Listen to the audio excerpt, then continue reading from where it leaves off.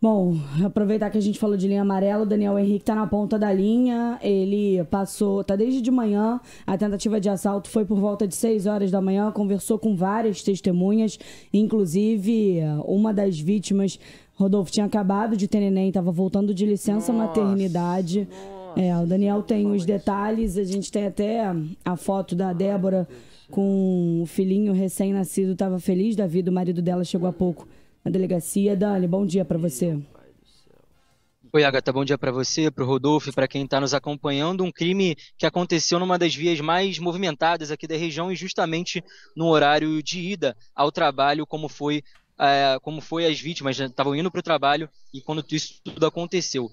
Quatro criminosos estavam em um carro, um Jeep Renegade, e eles abordaram uma moto aqui na altura do acesso da linha amarela em Bom Sucesso, na zona norte do Rio. Só que no momento em que essa abordagem acontecia, uma viatura da Polícia Militar estava passando nesse ponto e os bandidos começaram a atacar os agentes da Polícia Militar, abriram fogo e com isso o tiroteio foi iniciado. Um dos tiros atingiu um homem identificado como José Carlos Miranda, de 64 anos, que estava dentro desse ônibus, desse coletivo, e o outro disparo atingiu uma mulher que estava em um ponto de ônibus, a Débora Vilas Boas, de apenas 27 anos. Ela foi atingida por um disparo na testa. Rodolfo, Agatha, ela tinha acabado de ter uma filha, apenas 7 meses, a pequena Maria Alice, tinha completado 7 meses na semana passada, no último dia 13, inclusive eu conversei com um fiscal de uma empresa de ônibus aqui, o Carlos Lima, e ele diz que ela tinha acabado de voltar da licença maternidade, fazia uns 2 meses, mais ou menos, que ela voltou a frequentar aqui o ponto de ônibus para ir trabalhar, e ele fala um pouquinho dessa perda, né, como é que era a convivência com a Débora. A gente vai ouvir o Carlos Lima. Eu tô bem acompanhando a gravidez, acompanhei todinha. E aí, mãe, como é que tá? Tá quase chegando, né? Quase chegando. Ela voltou agora da licença maternidade, a gente brincando com ela o tempo todo. Deve ter voltado, tem uns 2 meses que ela voltou de licença maternidade. A gente calcula que deve ter uns 6 meses o neném dela. Eu fiquei arrasado, tô arrasado aqui, muito simpático, muito solista, muito. É uma pessoa maravilhosa. Que é aquela pessoa que você gosta de estar perto. Todo dia eu falava com ela. Às vezes ela pegava o meu ônibus, às vezes não pegava. Mas, independente de pegar o meu ônibus ou não, ela estava sempre aqui. Eu tô aqui sentido, de coração. O Rio de Janeiro tá demais. Não estamos seguros em lugar nenhum. E esses casos acontecem toda hora. Os corpos eles já foram retirados aqui, já foram encaminhados ao IML. O esposo da Débora, o Wallace, esteve aqui também, bastante abalado, bastante triste com a perda da esposa. Ele não quis falar, mas ele disse que queria falar, mas não estava em condições para falar com a imprensa. A gente está acompanhando a imagem dele aí na live, sendo acudido por outros parentes também da Débora que estiveram por aqui. E um dos criminosos dessa ação, um dos quatro também foi baleado e ficou ferido, foi preso. Os outros três conseguiram fugir e 2 pistolas foram apreendidas nessa ação que aconteceu no iniciozinho da manhã, aqui na linha amarela, bem no horário de pico, para o pessoal que está saindo de casa para ir trabalhar. Volto com vocês. 27 anos, Rodolfo, que a Débora tinha. Valeu, Dani, obrigada.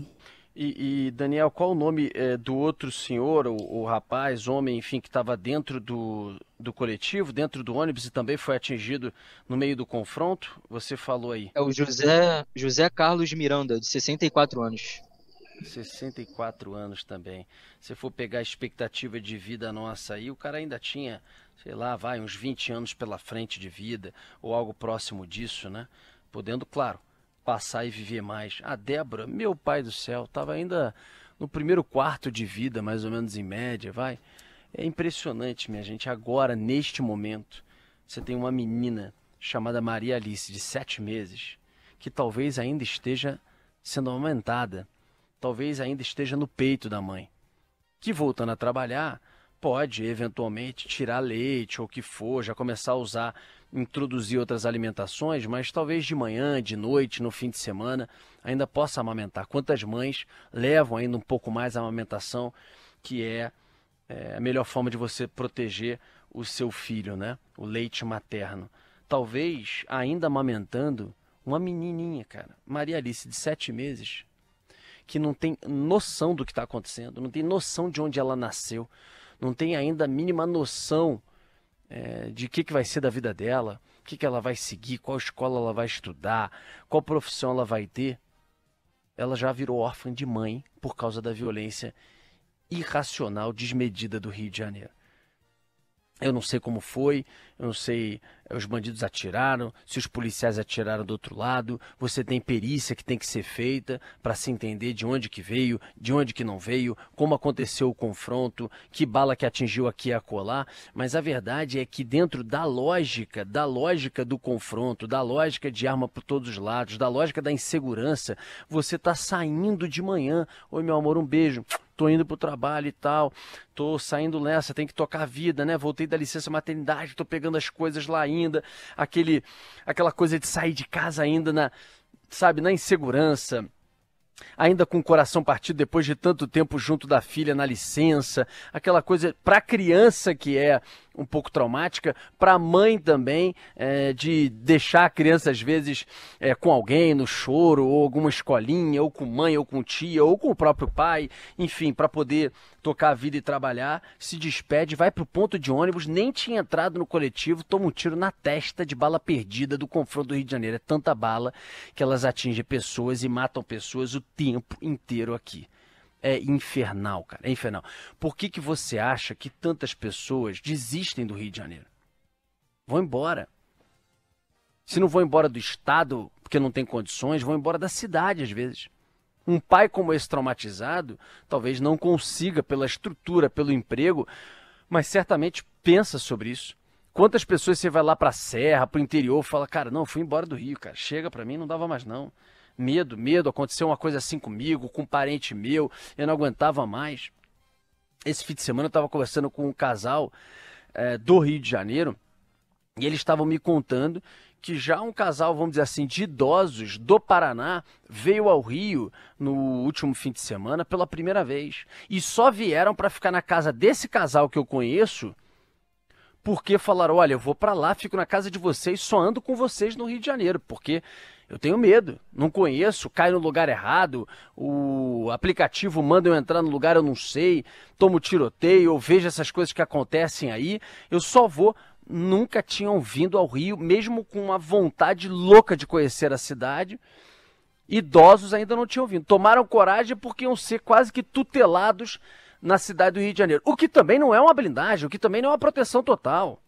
Você pode também, no meio do caminho, estar numa situação de criminalidade, de violência, porque a gente sabe como é a cidade. Ontem a gente falou sobre o assalto a 2 caminhoneiros, Rodolfo, na Avenida Brasil. O intervalo entre os assaltos foi na mesma região. Foi de 2 horas. Um dos caminhoneiros era mineiro, estava vindo deixar uma carga ali na zona norte do Rio, foi abordado, ele foi feito refém, os bandidos falando, dirige, em direção ao Complexo do Alemão, e aí 23 marcas de tiros no para-brisa do caminhoneiro e ele no meio desse fogo cruzado, agachado, torcendo para sobreviver. A palavra dele era essa. Naquela hora, agachado no chão, eu só pensava em sobreviver e sair dali. Nunca mais quer voltar. Um milagre. Um milagre. Olha aí quem está mostrando na live o para-brisa do caminhão, cara. O cara ter sobrevivido a isso aqui, olha quantas perfurações, inclusive Avenida várias. Brasil, 7 horas da manhã.